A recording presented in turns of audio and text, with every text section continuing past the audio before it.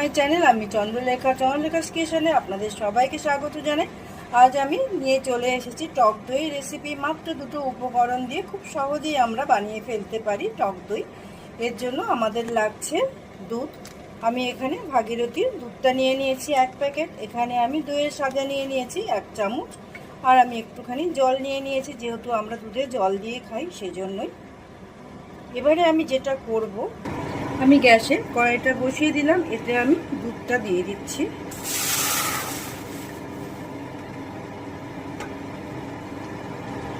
এবারে আমি পাত্রটা ধুয়ে খুব সামান্য একটু জল দিয়ে দিচ্ছি। এবারে আমি একটু ঘন করে নিচ্ছি দুধটাকে। আপনারা চাইলে গুঁড়ো দুধের ব্যবহার করতে পারেন, কিন্তু আমি কোনো গুঁড়ো দুধ দিচ্ছি না। এবারে আমি একটা ছাঁকনি নিয়ে নিচ্ছি, এতে আমি দইটা দিয়ে দিচ্ছি যাতে দইয়ের জলটা ঝরে যায়। এটা কিন্তু আমার ঘরে পাতা টক দই। দুধটা কিন্তু অনেকটাই ঘন হয়ে এসছে। আমি আরও 5 থেকে 10 মিনিট একটু ফুটিয়ে নিচ্ছি।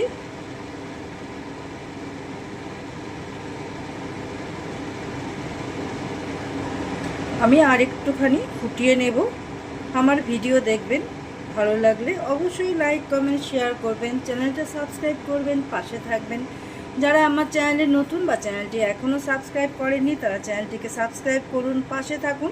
আর যারা আমার চ্যানেলটিকে সাবস্ক্রাইব করেছেন তাদেরকে অসংখ্য অসংখ্য ধন্যবাদ আমার পাশে থাকার জন্য, আমাকে সাপোর্ট করার জন্য।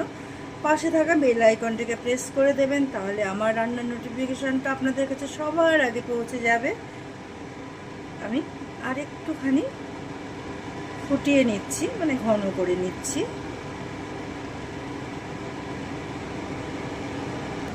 আমি এই কাচের বাটিতে দইটা জমাবো। এতে আমি টক দইটা নিয়ে নিচ্ছি। আমি খুব ভালো করে ফেটিয়ে নিচ্ছি চামচ দিয়ে,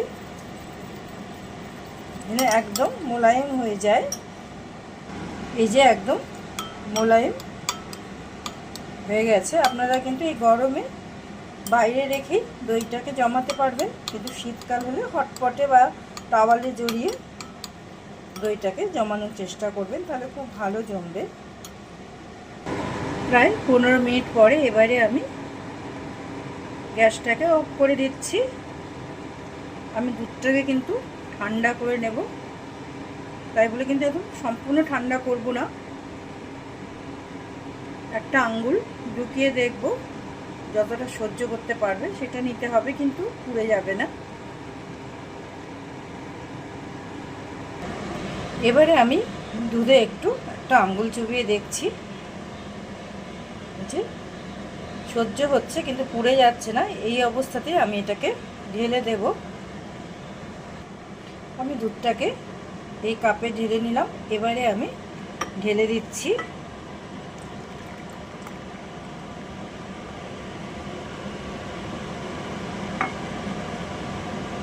এবারে আমি খুব ভালো করে একটু নেড়ে নিচ্ছি।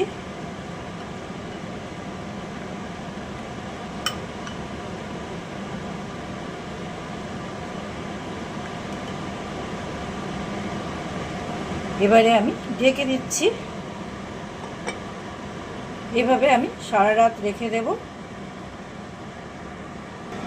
উপরে আমি একটা নোড়া চাপিয়ে দিচ্ছি। কাল সকালে আবার আপনাদের সাথে দেখা হচ্ছে, সাথে বাড়ির তৈরি টক দইকে নিয়ে। এখন আসি। আমি এভাবেই রেখে দেব। আমি কিন্তু কোনো টাওয়াল বা হটপটের ব্যবহার করছি না, যেহেতু ভীষণ গরম, এমনিতেই জমে যাবে। এই যে 7 থেকে 8 ঘন্টা পরে আমি চলে এলাম। এবার আমি নোড়াটাকে উঠিয়ে নিচ্ছি। আমি ঢাকাটাকে নামিয়ে দিচ্ছি। এই যে দইটা কিন্তু একদম পারফেক্ট জমেছে, দেখেই বুঝতে পারছেন কতটা সুন্দর হয়েছে দইটা।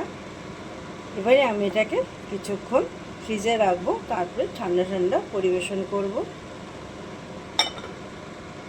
আমি একটুখানি আপনাদেরকে কেটে দেখিয়ে দিচ্ছি দইটা কতটা সুন্দর হয়েছে। এই যে একদম পারফেক্ট। এই যে